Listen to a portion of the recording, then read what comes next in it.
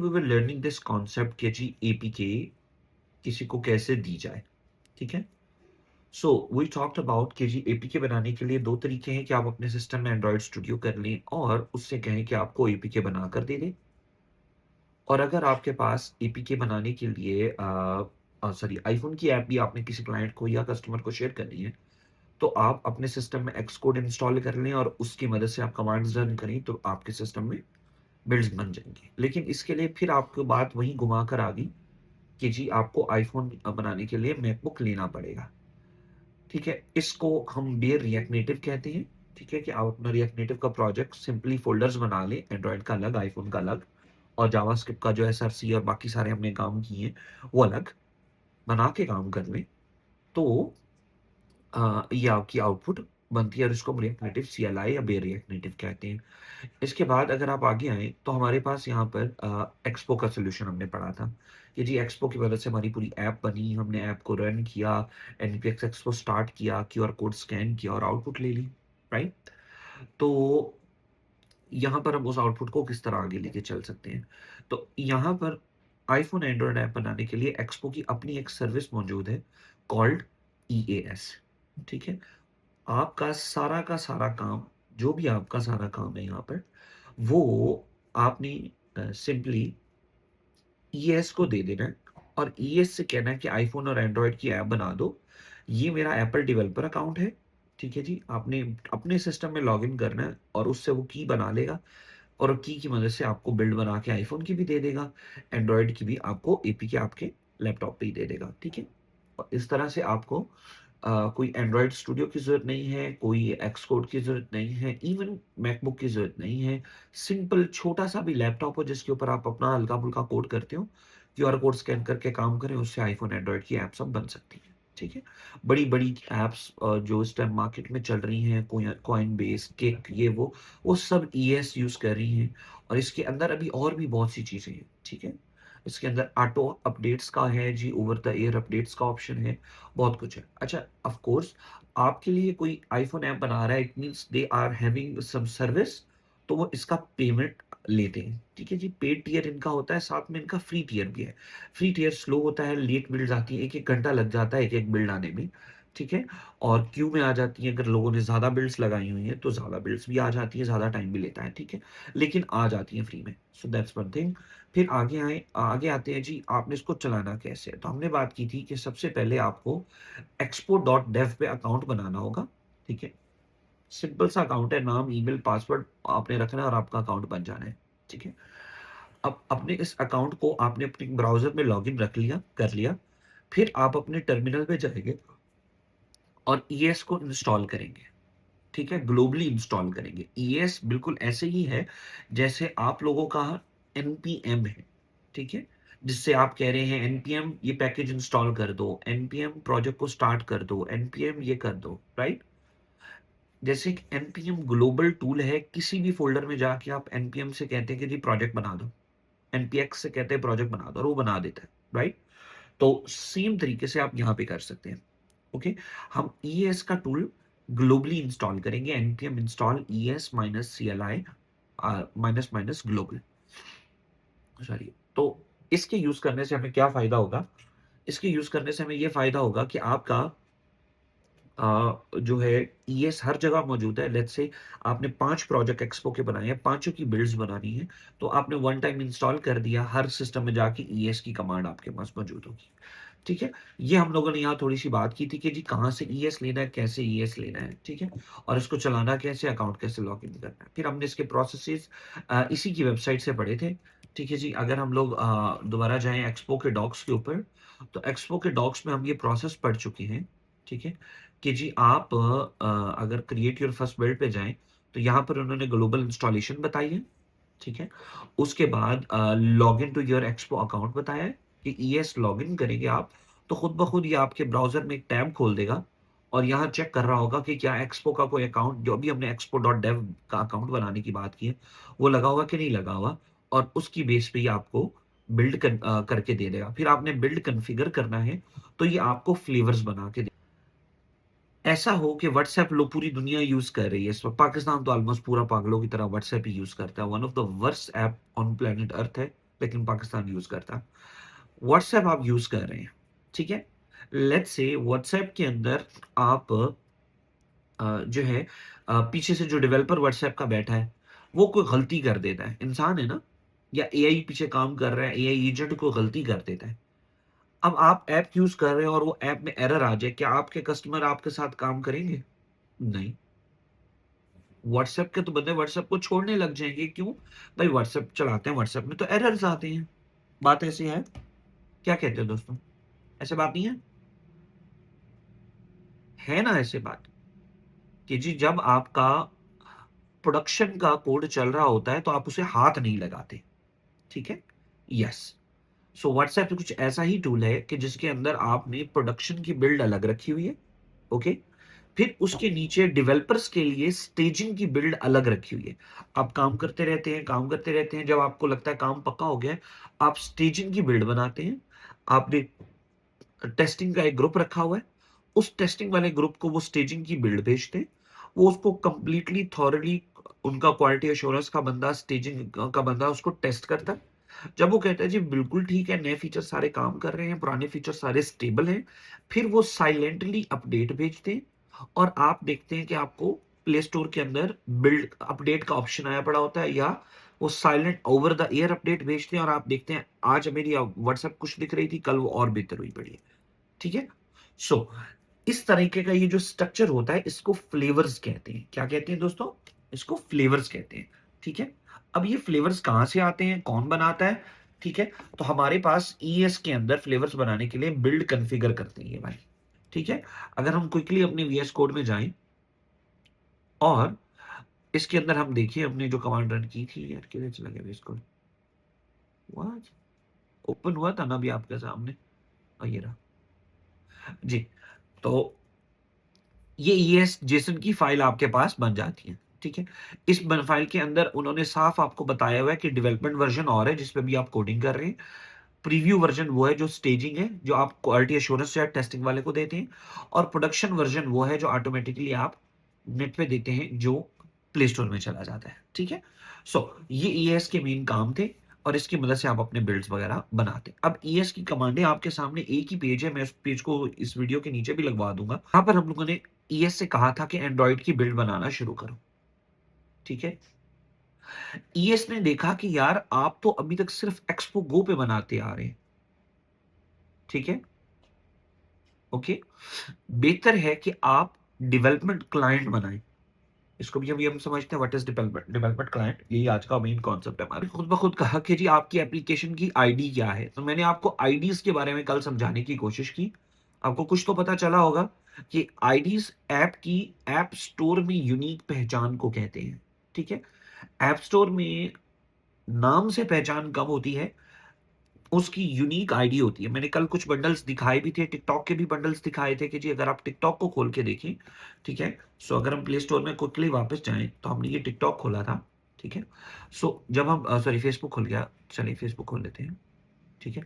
Facebook की app जो है ये देखिए, यहां पर उसकी आईडी एक अलग चीज आ रही है जो है com.facebook.katana, ठीक है। तो जब आप अपना ऐप बनाएंगे तो उसकी भी आईडी इसी तरह आएगी। अगर हम यहाँ पे टिकटॉक देखें तो इसकी आईडी आ रही है com.ziloapp.musically, ठीक है। ऐसे ही आप स्नैपचैट देखें तो com.snapchat.android आ रही है, ठीक है। सो हर डेवलपर जो भी आप ऐप उठाएंगे, कोई सी, अब ये तो फेमस ऐप्स थी ना, कोई सी रैंडम ये जैसी ऐप लॉक वाली उठा लेते हैं, तो इसकी भी देखिए app lock, locks app, fingerprint, password dot lock kit, इतनी बड़ी इसकी उन्होंने आईडी बनाई हुई है, ठीक है। सो कहने का मकसद क्या है कि you get the IDs. IDs का कॉन्सेप्ट क्या है कि जी प्ले स्टोर में पहचान के लिए आईडी देनी पड़ती है नाम के अलावा। नेक्स्ट इज इंक्रीमेंटेड वर्जन, ठीक है। उसने कहा कि जी ऑटो इंक्रीमेंट लगा हुआ था, अगर आप ये गौर करें ईएस जेसन के अंदर ये लगा हुआ है ऑटो इंक्रीमेंट, ठीक है। ये क्या करता है, आपकी ऐप का वर्जन नंबर चेंज करता है। वर्जन नंबर भी हम समझ चुके हैं कॉन्सेप्ट्स कि देखिए जो 8th क्लास में आपकी शक्ल थी, क्या आज भी आपकी शक्ल वैसे ही है? नहीं।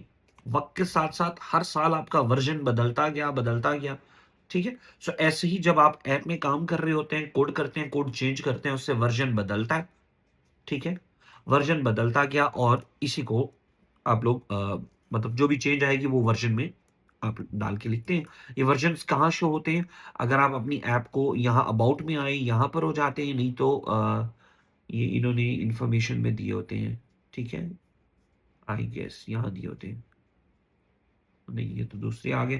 खैर ये जब प्ले स्टोर में तो सामने आ रहा होता है वर्जन नंबर, यहाँ पर ये जरा मैंने वेबसाइट में खोला हुआ है तो इसलिए हमें नजर नहीं आई, अबाउट ऐप में होगा शायद, स्पॉटलाइट्स ने, हाँ ये देखिए इसका वर्जन नंबर 14.15.0.35 है। हर बंदे ने वर्जन नंबर अपनी मर्जी का दिया होता है, ठीक है।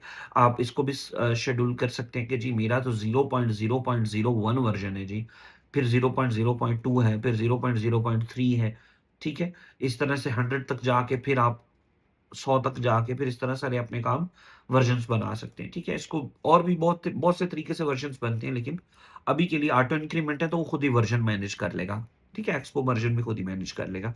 उसके बाद नया आता है कि जी एंड्रॉइड के क्रेडेंशियल्स चाहिए, की स्टोर, जैसे नाम से अंदाजा हो रहा है कि अगर आपके पास ये की होगी तो ही आपकी ऐप आप प्ले स्टोर पे भेज सकेंगे, ठीक है। तो इंपॉर्टेंट है, तो एक्सपो खुद ही बनाकर ये की आपके लिए आपके expo.dev अकाउंट के अंदर, आपके EAS वाले अकाउंट के अंदर आपके लिए सेव करके रख लेता है, ताकि आपको दोबारा दोबारा याद रखने की जरूरत ना पड़े, ठीक है। यहां से आपको आपका की स्टोर चला गया, बन गया, ठीक है। और ये आपकी ऐप का कोड उसने कंप्रेस किया और EAS पे अपलोड कर दिया। उसके बाद एक लिंक दे दिया कि इस लिंक को अगर आप खोलेंगे तो आप देख सकते हैं अपनी ऐप। जैसे ही मैंने उस लिंक को खोला तो हमारे expo.dev के ऊपर जो हमने अकाउंट बनाया था, उसने हमारी ऐप भी बना दी थी, ठीक है।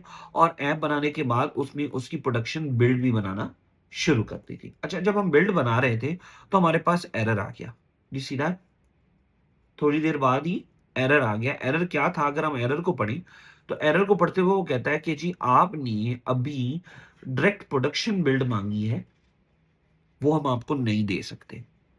वाई? उससे पहले जी जावास्क्रिप्ट के अंदर कोई एरर है। क्या है जी? आपने एक जगह पर डॉट फायरबेस मांगा है, ठीक है, और ये गलत है। ये आपने जहां पर इंपोर्ट किया हुआ है, ये गलत इंपोर्ट हुआ है, ठीक है। अब ये हमने कहा गलत इंपोर्ट किया, ये देख लेते हैं, ठीक है।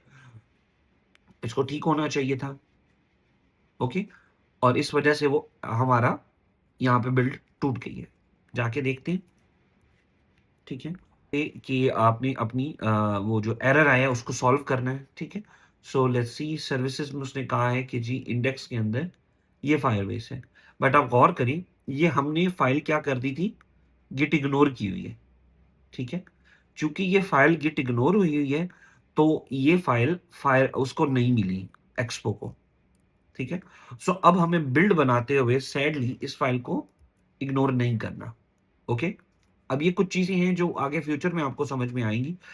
जब आपने बिल्ड बना रहे होना है तब ये फाइल इग्नोर नहीं होनी चाहिए, जब आपने कोड कमिट कर रहा होना है तब मेक श्योर करना है ये फाइल इग्नोर होनी चाहिए, ठीक है। इस वजह से उसको ये फाइल मिली ही नहीं, ओके। हालांकि पढ़ी उसके बिल्कुल साथ ही है, ठीक है, पढ़ी उसके बिल्कुल साथ ही है, लेकिन उसको वो फाइल मिलती नहीं है। जब जो मेन इशू आता है वो आपको मैंने बता दिया कि जी गिट इग्नोर की वजह से ES ने कहा कि ये फाइल इंपॉर्टेंट है, ये मुझे नहीं चाहिए, ठीक है, ये इग्नोर्ड फाइल है, मुझे नहीं चाहिए, ओके। सो अगर मैं ये लगाकर अब दोबारा वही कमांड दोबारा चलाता हूं तो वो चल जाएगा, लेकिन अभी हमें जरूरत नहीं है। हमने कौन सा कस्टमर को देनी है, हमने तो अपना नया काम सीखना है। चलिए जी, ये ES का कॉन्सेप्ट था, ये मैंने हल्का हल्का रिपीट कर दिया। ES की कमांडें कौन कौन सी कल हमने लगाई थी, यहाँ देख लेते हैं। ES को हमने पहले लॉगिन किया था ब्राउजर में, उसके बाद ES इनिट किया था ताकि हमारा जो expo.dev है वहां पर एक प्रोजेक्ट बन जाए इसी हमारे प्रोजेक्ट के अगेंस्ट। सो अब आप देख रहे हैं थोड़ा सा कंफ्यूज हो रहे होंगे यहाँ पर कि यार रिजवान मेरी बात सुनो, हमें फायरबेस पे अलग प्रोजेक्ट बना के काम करना पड़ा था, हमें एक्सपो डेव पे अलग प्रोजेक्ट बना के काम करना पड़ा था, हमारे लैपटॉप में एक अलग प्रोजेक्ट है, वही प्रोजेक्ट है क्या? राइट? एक ये कंफ्यूजन बन रही होगी दिमाग के अंदर। It's very normal to be like this. लेकिन देखिए शुरू में ये कुछ भी नहीं होता था, ठीक है। सारा कुछ आप अपने एक ही लैपटॉप के ऊपर बिल्ड करते थे, बैकएंड में इधर, फ्रंट एंड भी इधर, डिप्लॉयमेंट्स भी इधर, सारा कुछ इधर।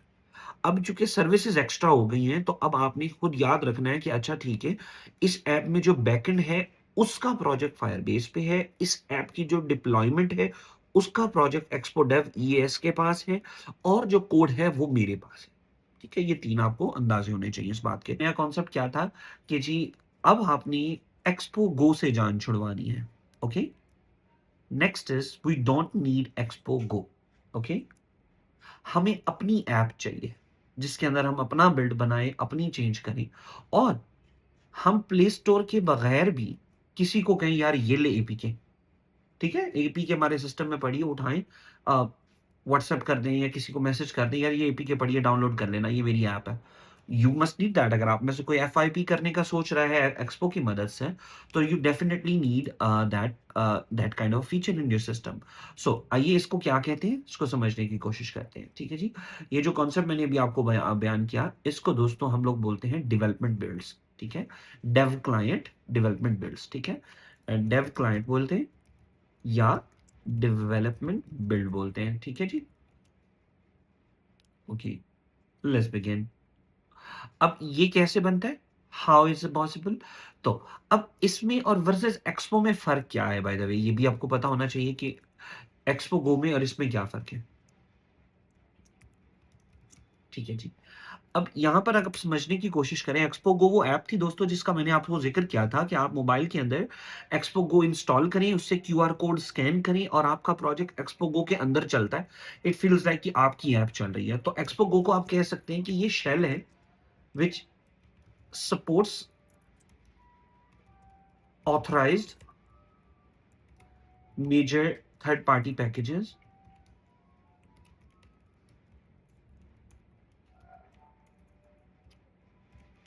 and all JS packages, ठीक है जी। अब एक्सपो गो एक सर्विस उन्होंने दी थी बिगिनर्स के लिए कि बार बार अपनी बिल्ड्स बना बना के काम करने के आप एक्सपो गो की मदद से अपना काम कंप्लीट कर लें। और इसको इन्होंने बड़ा सॉलिड किस्म का एक शेल बनाया था कि जी आप इसको ऑन करें, अपना कोड करें, एक्सपो गो आपको कनेक्ट करके फॉरन आउटपुट देता रहेगा। आपकी स्पीड प्रोजेक्ट की बढ़ जाएगी। इसमें थर्ड पार्टी के बाहर के जैसे कि एनिमेशन का थर्ड पार्टी पैकेज, इसी तरह बड़े बड़े पैकेजेस जिनके अंदर हैवी किस्म का कोड होता है, वो सपोर्टेड ऑलरेडी पड़े होते हैं एक्सपो के एसडीके में। That's how you are using it before. But let's say out of the blue आप एक ऐसा पैकेज ले आए जो एक्सपो गो सपोर्ट नहीं करता। क्या रिजवान, ऐसे पैकेजेस हैं जो एक्सपो गो सपोर्ट नहीं करता? यस, ठीक है जी। हम यही देख लेते हैं। लेट्स सी, हमने फायर बेस और बात की थी फायरबेस की। तो अगर आप फायरबेस को पढ़ें तो फायरबेस के अंदर ही उन्होंने पहला कॉन्सेप्ट दिया था फायरबेस जावास्क्रिप्ट एसडीके का। ये वो है जो हमने यूज किया, npm इंस्टॉल फायरबेस, फायरबेस को इस्तेमाल कर दिया, right. But there is another one called React Native Firebase, ठीक है। अगर आप इसको पढ़ें तो इट्स कॉल्ड नेटिव एसडीके। इसकी सपोर्ट नहीं है, ठीक है, इसकी सपोर्ट नहीं है। इसमें आपको डेवलपमेंट बिल्ड बनानी पड़ती है, ठीक है। अगर आप नीचे आए तो they should have given you an option, ये रहा, ठीक है जी। यहां पर अगर हम इसको पढ़ना शुरू करें, ठीक है, और जावास्क्रिप्ट की एसडीके के अंदर कुछ ऐसे फीचर्स हैं जो आपको नहीं मिलते। फॉर एग्जांपल आपको फायर स्टोर नहीं मिलता, ठीक है, सॉरी फायर स्टोर कह रहा हूं, आपको रियल टाइम फायरबेस नहीं मिलती, या कुछ ऐसे फीचर्स हैं जो नहीं देती है एसडीके, तो आपको ये चलानी पड़ती है, नेटिव एसडीके लगानी पड़ती है। इसके लगाने के लिए आप देखेंगे कि npm इंस्टॉल से काम नहीं चलेगा, ठीक है। ये देखिए ये क्या लफ्ज आ गया, एक्सपो डेव क्लाइंट लगाएं। अभी अभी तो मैं एक बड़े पैकेज की बात कर रहा हूं, ठीक है, एक very well known famous package की बात कर रहा हूं। आपको एक रैंडम थर्ड पार्टी कैमरे का, लेट्स से आप कैमरा चाहते हैं और कैमरा चाहते हैं टिकटॉक के कैमरे जैसा, या आप चाहते हैं कैमरा स्नैपचैट के कैमरे जैसा, वो एक्सपो में सपोर्टेड नहीं है, ठीक है। वो आपको थर्ड पार्टी का लाना पड़ेगा। जब आप वो लाएंगे तो भी आपके पास यही वाले एरर आने लग जाएंगे, ठीक है जी। आपके पास यही वाले एरर आने लग जाएंगे एक्सपो डेव क्लाइंट वाले। तो इस कॉन्सेप्ट को इसलिए आज इंट्रोड्यूस करवा रहे हैं हम कि कोई सा भी रैंडम थर्ड पार्टी पैकेज जो एक्सपो गो सपोर्ट नहीं करती, आपको सपोर्ट करवाने के लिए एक्सपो गो छोड़ना पड़ेगा और डेवलपमेंट क्लाइंट की तरफ आना पड़ेगा। डेवलपमेंट क्लाइंट को लाने के लिए कुछ स्टेप्स है, लाइक अ फ्यू स्टेप्स जो इसने हमारे सामने रखे हुए हैं। अगर आप इसको पढ़ना शुरू करें तो वो कहता है कि अपनी ऐप में ये पैकेज इंस्टॉल कर दो, ठीक है। ये इंस्टॉल करने के बाद आपने ईएएस से कहना है कि मैंने बना दो, ठीक है। यहां पर ईएएस आपको ये वाली एक कमांड लगाने से भी बना देगा, और एक आधी और कमांड है जो भी मैं आपको बताऊंगा, उससे आपका ये काम बेहतरीन तरीके से हो जाएगा। ठीक है, फिर उन्होंने यहाँ पर बाकायदा डेवलपमेंट बिल्ड का लिंक भी दिया है कि इसको इंस्टॉल कैसे करना है। मैं ये लिंक भी ओपन कर लेता हूँ, ये भी आपको मिल जाएगा। मैं आपको ये लिंक भी ओपन कर देता हूँ, ये भी आपको मिल जाएगा आज की कॉल में। ठीक है, कि ये आपने मतलब यहाँ से समझना है इस प्रोसेस को। आइए, अच्छा, अब आप कई लोग कंफ्यूज हो रहे होंगे कि रिजवान पढ़ा आप डेव क्लाइंट रहे हैं लेकिन कॉन्सेप्ट फायरबेस का आ रहा है बीच में।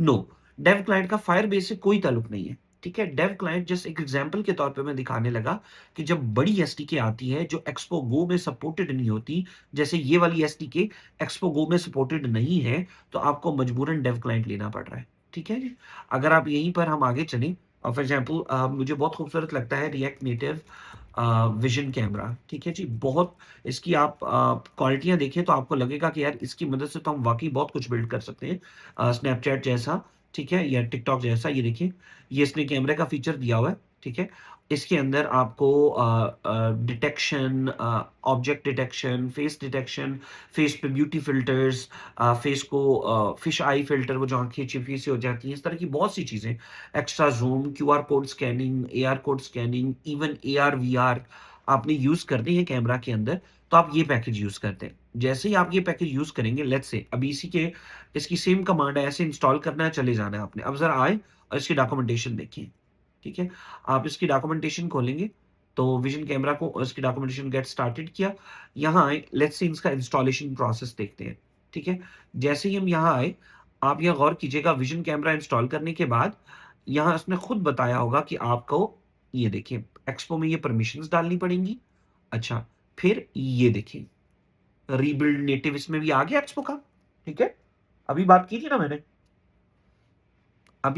ना मैंने, दोस्तों आपके साथ कि जी कुछ पैकेजेस ऐसे होंगे जो आपको कहेंगे कि भाई एक्सपो गो में हमने नहीं चलना। They need this. ओके, बात समझ में आती है? सो आइए अब इस प्रोसेस को हम लोग समझने की कोशिश करते हैं कि जी अगर हमें ये बनाना हो तो हमें कितनी मेहनत लगेगी इसके ऊपर। ओके जी, कोई मुश्किल काम नहीं है, आइए करके देखते हैं। So how to make one? Well, really really simple है। ठीक है जी, रियली रियली सिंपल है। ओहो, okay, what will you do here? पहला स्टेप आपका होगा जी, install dev client in your project. After that, ES setup to make dev builds. ठीक है जी, and then ES build for dev। ठीक है, बस 3 काम है जो आपने करने और आपकी एपीके बन के बाहर आ जाएगी। आइए ट्राई करके देख लेते हैं। यहाँ आएंगे, ठीक है जी, और सबसे पहले हमें वो कमांड चाहिए एग्जैक्ट जो हमने यहाँ निकाल के रखी थी, दिस वन। एक्सपो से कहेंगे कि हमारा डेव क्लाइंट इंस्टॉल कर दो, ये पहली कमांड है। ठीक है, अपने प्रोजेक्ट में हमने इसको इंस्टॉल कर दिया। ओके, ये हो गया जी। उसके बाद आगे आते हैं, अगली कमांड क्या आती है जी, ईएस के अंदर आपने अपना सेटअप करना है। सो अगर मैं ईएस जेसन के अंदर जाऊं, इस सेटअप को कैसे करूंगा? आप गौर करें, ये देखिए ऑलरेडी हुआ हुआ है। जो हमने बिल्ड किया था ना ईएस का, उसमें उसने क्या लिख दिया? Dev client true. This is what we want, right? कि डेवलपमेंट के अंदर हमारा ये बन जाए। आइए, तीसरी कमांड उसने कहा क्या था कि जी ईएस में रन कर ले। ओके, कैसे रन करना है? वो सिंपल है, ईएस बिल्ड माइनस प्लेटफॉर्म, आगे यहां आएंगे आप, माइनस ई।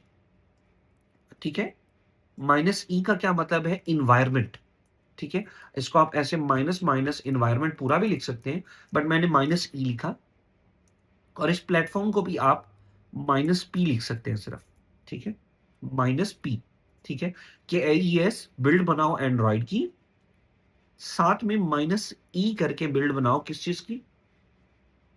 डेवलपमेंट की। ठीक है जी, इन्वायरमेंट कौन सा हो? डेवलपमेंट का। सो अब क्या होगा? अब आप उसे फोर्स कर रहे हैं कि मुझे डेव बिल्ड बना कर दो, मुझे ये वाली बिल्ड बना कर दो। अगर मैं इसका नाम डेवलपमेंट की जगह यहां पर रेंचो रख दूं, ठीक है, तो मुझे यहां आकर डेवलपमेंट की जगह रेंचो लिखना होगा। बात समझ रही? सो ये इन्वायरमेंट है। ठीक है, आपकी ईएस के अंदर ये आपने रख दिया। ओके, और यहां पर ये भी आ गया।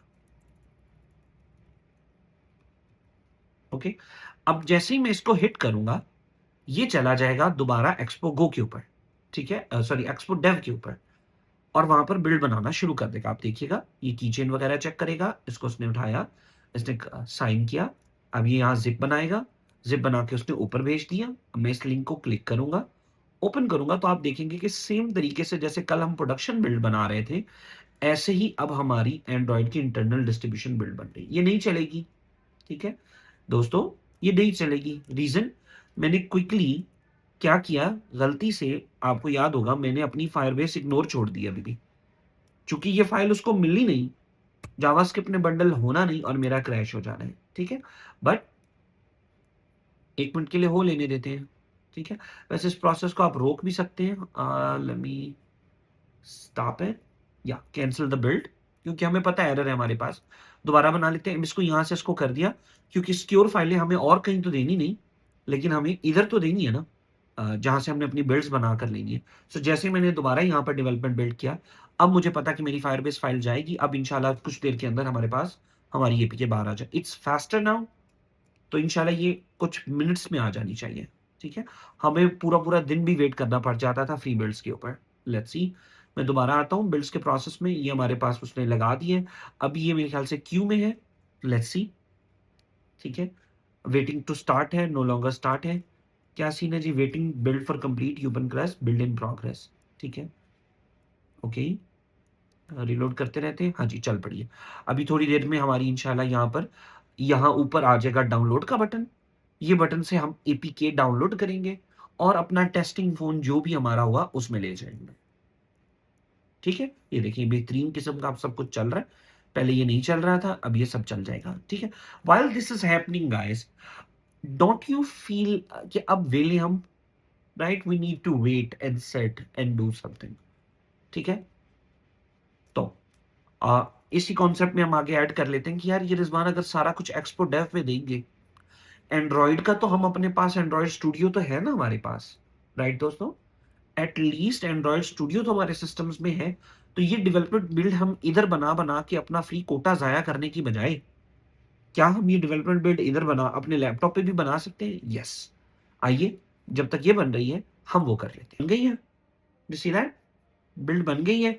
यहां से मैं डाउनलोड बिल्ड का बटन दबा सकता हूं, या आप लोगों से कहूं, या मेरा जो एंड्रॉइड फोन है जो मेरे हाथ में जिसमें मैंने टेस्टिंग करनी है, उससे ये वाला क्यूआर कोड स्कैन करूं, तो मेरे सिस्टम में ये बिल्ड डाउनलोड हो जाएगी मोबाइल में। जैसे मेरे मोबाइल में डाउनलोड होगी, एपीके होगी, मैं इंस्टॉल करूंगा और मेरी एक्सपो गो पे डिपेंडेंसी खत्म। मेरी ही डेमो 3 नाम से ये ऐप बन के आई हुई होगी, इसका मेरा आइकन होगा, मेरा सारा सेटअप होगा और मैं इस पे बिल्डिंग कर सकता हूं।